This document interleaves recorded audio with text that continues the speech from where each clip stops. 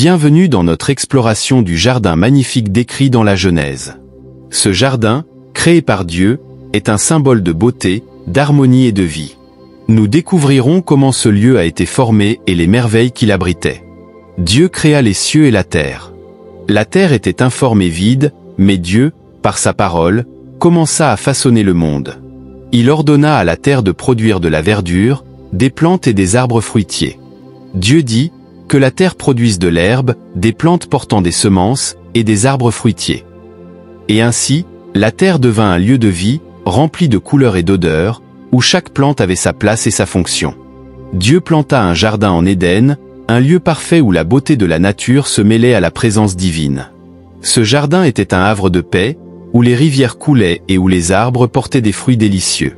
Dans ce jardin, tout était bon. Dieu vit que tout ce qu'il avait créé était parfait. Les plantes nourrissaient les animaux, et la beauté du jardin était un reflet de la gloire de Dieu. Le jardin était un écosystème harmonieux.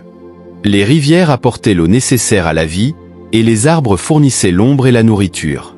Chaque élément avait un rôle à jouer dans ce chef-d'œuvre de création. Dieu confia à ses créatures la responsabilité de prendre soin du jardin. La beauté de cet endroit était aussi un appel à la préservation et à l'harmonie avec la nature.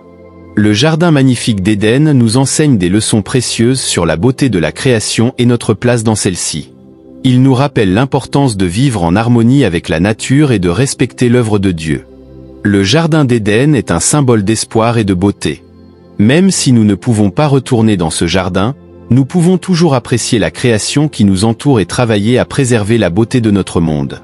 Merci d'avoir regardé notre vidéo sur un jardin magnifique. Si vous avez aimé, abonnez-vous et partagez vos réflexions dans les commentaires ci-dessous.